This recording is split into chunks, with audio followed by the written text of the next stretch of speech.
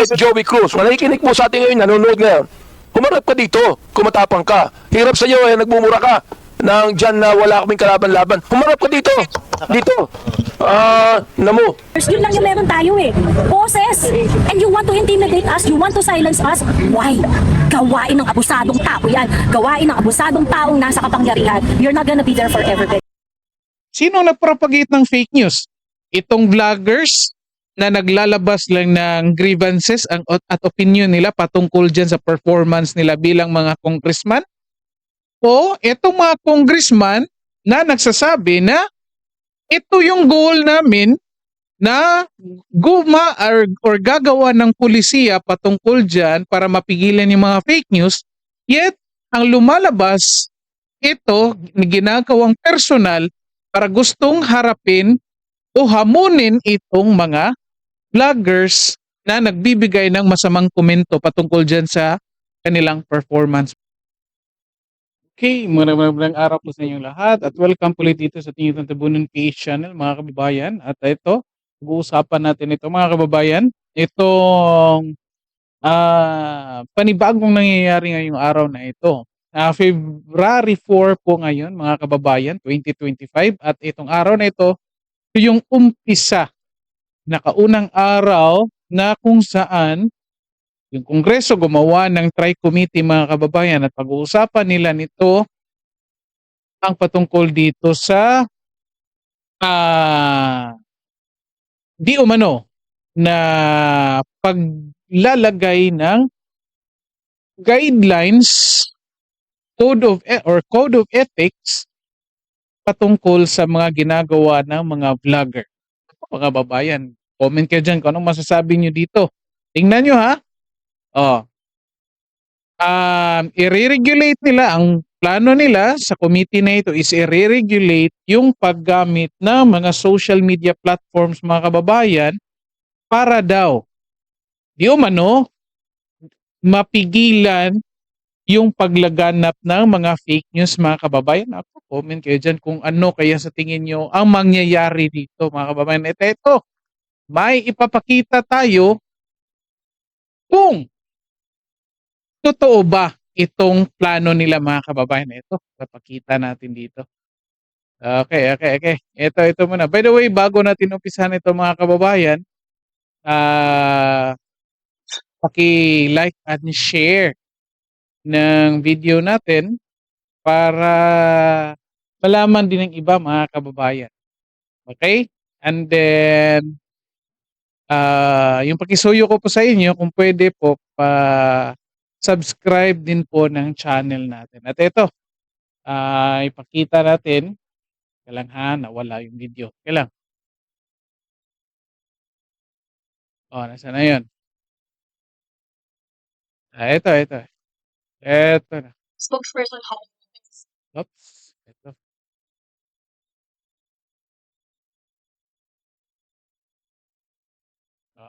Okay.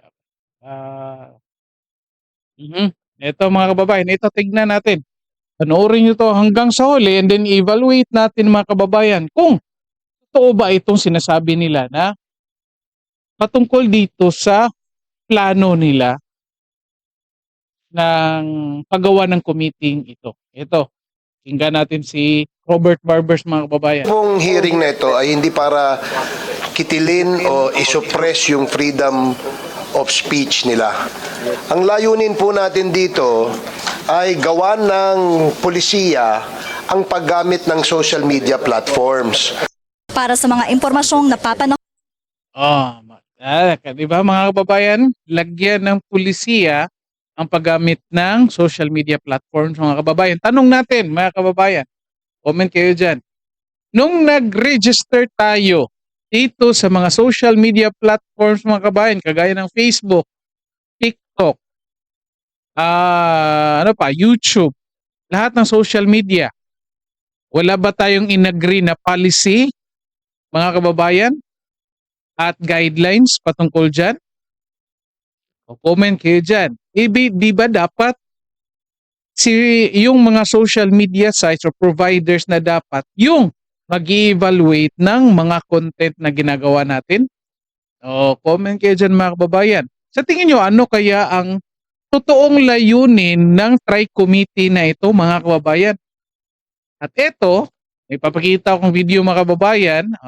Tignan natin kung talagang totoo ba itong sinasabi ni Ace Barbers na yung goal nila to regulate or lagyan ng polisiya, mga kababayan. Ito, si Bini Abante, mga kababayan. My query is if we have invited a certain Elizabeth Cruz, no, aka Joey De Vibre, Mr. Chair. If we have invited her and she has an excuse letter, may I know what was the excuse, Mr. Chairman? Comsec, please answer the query of Congressman Abante. Tingnan nyo, kababayan, ha? Naghahanap sila ng specific na tao na wala dyan. Tignan nyo, ha?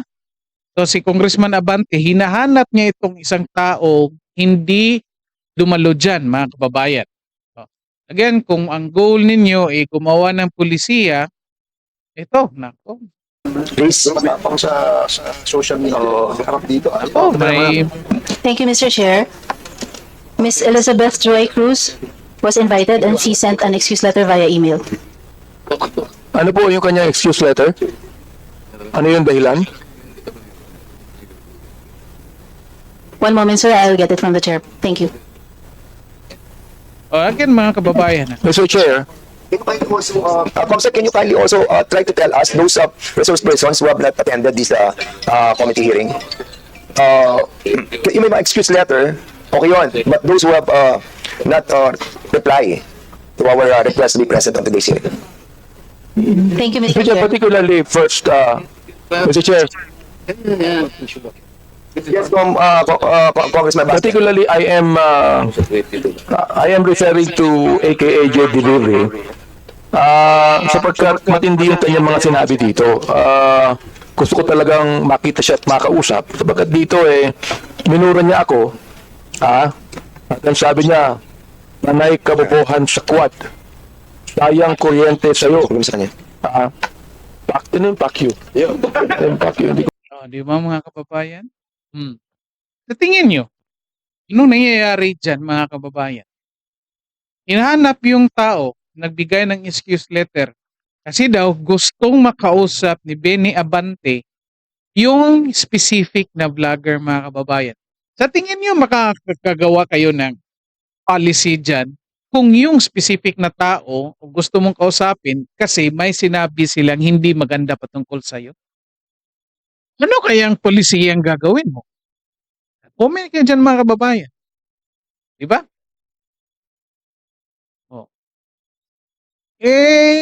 Parang lumalabas dito, mga kababayan. Gusto lang gumanti nito mga kongresista na to, mga kababayan. Huwag mo na sabihin. Dali lang. Congressman Abante. Dali lang. Pati tutuloy ko ng buta. Mr. Chairman, Congressman, don't be so personal. Let's be more comprehensive on this approach. Binabasa ko lang po. Binabasa ko lang. Ito, mga kababayan, pati ni si Dan Fernandez, again, magkasamahan ito sila. Kahit si Dan Fernandez, mga kababayan, nakikita niya kung ano ang patutunguhan nito, mga kababayan. Sige, go ahead. I'll give you Pangalawa, November 13, 2024, nagmura na naman siya. Hindi ko na babanggitin yung mura niya. Pag tinatanong kung anong legislation ginawa niyo in relation to this, BS, ano ba yung BS? BS inquiry, sasagot ka. Paswelduhan ka ng taxpayers, gago.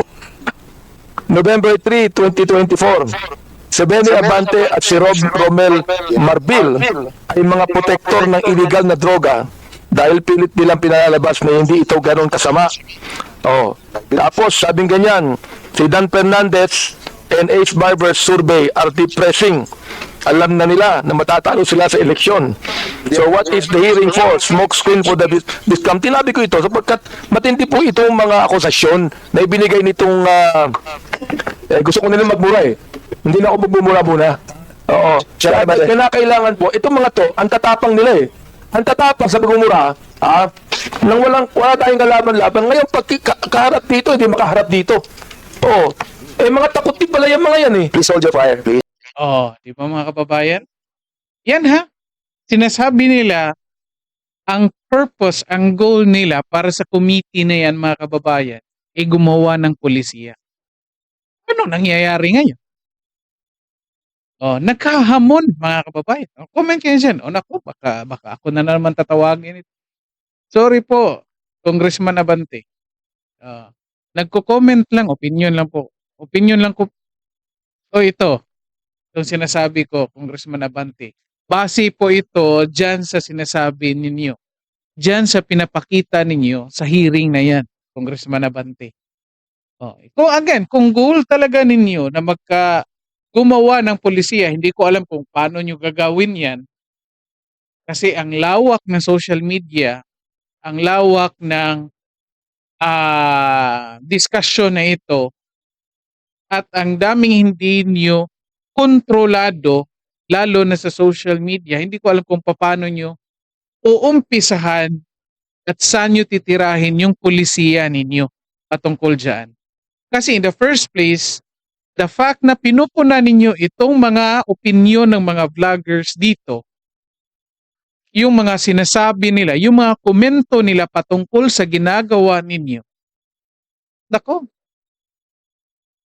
parang sinusuppress na ninyo dito yung freedom of expressions, mga kababayan. Diba? Allowed naman tayong mag-comment. Allowed naman tayong magbigay ng sariling opinion natin, mga kababayan, di ba? Tulad nito. Sinasabi, ang goal nila, ito. Bakit ito nangyari? Nagiging personal. Kahit yung chairperson ng committee, alam ko anong ginagawa dito ni Congressman Abante. I'm making my point. Just on the process of administrative, ano pala muna tayo, Congressman Abate. We can tackle that on the interpellation. Mr. Chair, gusto ko lang pong bagitin tong kanya excuse letter. Nakalagay dito, after meaningful consultation with my lawyers, gumaya pa na abogado. I have decided to respectfully decline. Respectfully? Minumura tayo, respectfully? Ha? To share my knowledge on matters. Hindi knowledge ang kailangan natin. The lawyer, this is not... Ask the lawyers kung libelous yung ginawa niya o slander. No, ha? Nakalagay, I would like to categorically state that I am neither paid by POGO operators. Hindi na pinag-uusapan natin yung mga sinabi niya. Tapos respectfully. Di ba mga kababayan? Anong goal? Pag-uusapan natin yung sinasabi niya. Paano? Paano makagawa ng polisiya doon kung pag-uusapan yung sinasabi ng Elizabeth Joey Cruz, nakikinig po sa atin ngayon, nanonood ngayon. Humarap ka dito, kumatapang ka. Hirap sa iyo, nagmumura ka ng dyan na wala kaming kalaban-laban. Humarap ka dito. Dito. Namo. Chairman, wait. Quiet, Chairman. Please. Di ba mga kababayan? Ganyan ha? Again, tandaan niyo, pastor yan. Congressman, pinagsisweldohan ng taong bayan. Anong ginagawa? Naghahamon dyan. Naghahamon kasi kinomentahan, may nag-comment patungkol sa kanilang performance sa kanilang trabaho. May naglabas ng opinion, may naglabas ng hindi magandang opinion patungkol sa kanilang ginagawa in relation sa kanilang trabaho bilang congressman, mga kababayan. Yan ha, naghahamon. Di ba? Anong tawag niyo dyan, mga kababayan? Comment kayo dyan. Comment kayo dyan. Eto, tingnan natin kung anong reply ng vlogger na sinasabi ni Congressman Abante dito, mga kababayan. Hindi ako, sabi nga sa akin, ina ko. Ano problema niya sa nanay ko? No, tama. Ano problema sa nanay ko? Ang problema ko kay Abante is his performance. His performance as a congressman. Is he representing the voice of his constituent? Yun ba yung pinaglalaban? We are watching you, Benny Abante. We've seen you perform sa Quadcom, sa Committee on Good Governance and Public Accountability. We know that you are doing this for certain purpose na definitely hindi kasama ang welfare ng mga constituents mo at ng mga Pilipino. So, di ba? Ano sabihin ko sa'yo? And, I am just a private citizen expressing my grievance. Yung frustration ko sa trabaho niyo dyan sa House of Representatives. What do you want us to say? Bravo? I mean, that's ridiculous. I mean, you cannot take my rights. Yun lang yung meron tayo eh. Tayo mga content creator, tayo mga vloggers, yun lang yung meron tayo eh. Boses! And you want to intimidate us, you want to silence us, why? Gawain ng abusadong tao yan. Gawain ng abusadong taong nasa kapangyarihan. You're not gonna be there forever, Benny Abante. Nako, mga kababayan, ang tindi nito. Oh, comment kayo dito. Oh, kung saan kayo nag-a-agree dito. Kasi nga mga kababayan, oh, kung gusto mo talaga harapin itong vlogger na nagbigay ng komento dyan sa performance mo sa Kongreso, dapat mag-file ka ng kaso para madala mo yan sa neutral ground, neutral yung ground para sa inyong dalawa. Hindi mo dadalhin dyan sa ground mo. Of course, hindi naman bobo yang vlogger na yan. Of course, hindi yan dadalo kasi alam nila kung ano ang purpose ng ginagawa ninyong tri-committee na yan. At eto na nga, lumalabas na. Diba? Ngayon, sinong nag-propagate ng fake news, mga kababayan? Sinong nag-propagate ng fake news? Itong vloggers na naglalabas lang ng grievances at opinion nila patungkol dyan sa performance nila bilang mga congressman?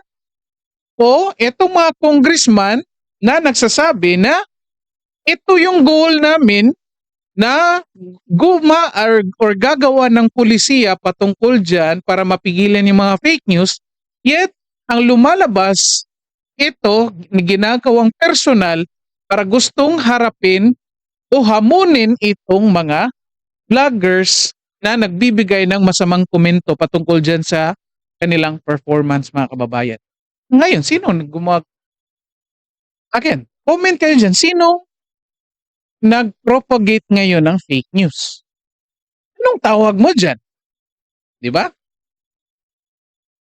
O, comment kayo dito, mga kababayan. Kasi nga, naku, kinakabahan tayo dito. No, most likely, mga kababayan, yung ibang vloggers matatakot dito sa ginagawa ng Congress, mga kababayan. Kasi makikita nila dito na binubuli itong mga vloggers dyan sa Kongreso. Ito na nga, inumpisahan na nila, pinatawag na at nang hindi dumalo, hingi na sila ng show cause order. Most likely, pagkatapos niyan, anong susunod?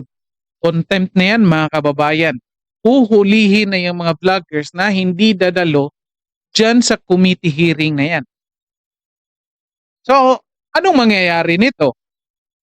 Eh di yung ibang mga vloggers na as of the moment hindi pa nasali yung pangalan nila, eh matatakot na ngayon at matatakot na magbigay ng komento patungkol dyan sa kanilang mga ginagawa. At tingnan nyo, mga kababayan, of course, mostly dito hindi ko kilala. Ang kilala ko lang dito is si Attorney Trixie, mga kababayan. Attorney Trixie lang. At alam ko na itong si Attorney Trixie, kumakampi ito sa mga Duterte, mga kababayan. At ito ang inuuna. Kung titignan ninyo ang YouTube, mga kababayan, ako nga, everyday ako na sa YouTube, nakikinig ng balita.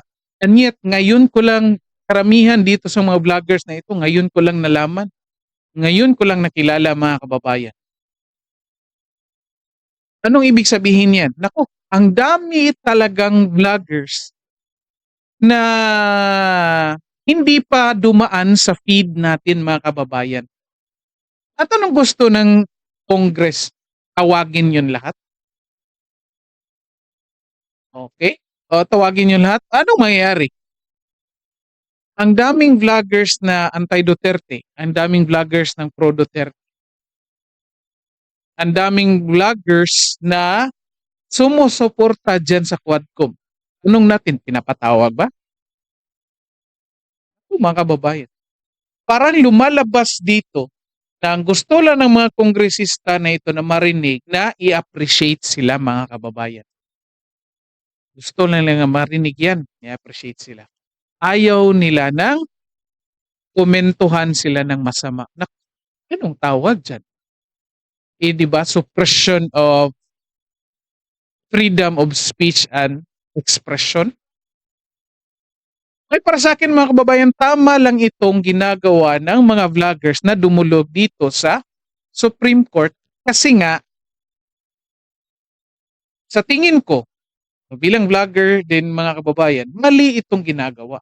Kasi pinipigilan nila na mag-express yung mga tao sa kanilang saloobin.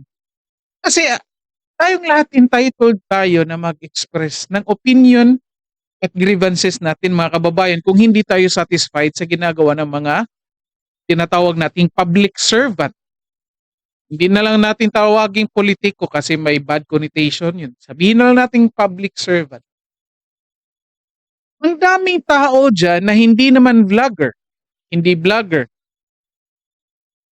Nanonood lang sa social media, yet nagko-comment ng masama. Hindi lang sa mga public servants na yan. Pati sa mga vloggers, hindi lang naman yung mga public servants ang nakatatanggap ng mga masamang komento ng pambubuli. Pati naman yung mga vloggers nakatatanggap din yan. Nakatatanggap din yan ng paninira, panginsulto at ng threat. Di ba? Kasi nga, yan yung consequences ng pagiging public figure. Inilabas mo yung pagkatao mo in public, yan yung consequence.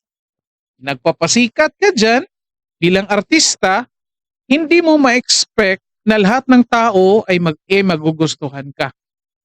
Lumabas ka dyan, tumakbo ka ng isang posisyon sa gobyerno, of course, gusto mo makilala para boboto sa iyo ang mga tao. Again, hindi mo ma-expect na lahat ng tao ay magugustuhan ka. The same thing sa mga vloggers, mga kababayan. Lumabas ka dyan sa social media, lumabas ka dyan sa YouTube, sa Facebook, sa TikTok, kung anong ginagawa mo dyan, kain man yan binablog mo, sumasayaw ka man dyan, lifestyle man yan ginagawa mo, o komentary sa mga politika, hindi lahat ng tao ay nagugustuhan ka. Kaya expected yan na pagkakaroon ka ng iba't ibang or sari-saring komento. Karamihan dyan, pangbabash mga kababayan. Part yan ng consequence. Kung hindi mo kayang tanggapin yan, huwag ka nang tumakbo bilang public servant o ng isang posisyon ng gobyerno para magiging private yung pagkatao mo mga kababayan. Simple lang, napakasimpleng solusyon lang. Hindi mo na kailangan gumawa ng pulisiya patungkol dyan sa paggamit ng mga social media na yan. Unless yung goal mo i-ban talaga lahat ng social media katulad ng ibang bansa. Which I believe China ban yan yung mga lahat ng social media. Hindi ko lang alam ngayon, but dati nakapunta ako ng China, ban yan, walang Facebook, walang YouTube. Meron nilang sariling YouTube pero hindi YouTube ang tawag. Yung mga Chinese, meron silang ganyan. Hindi makakapasok yung YouTube na yan.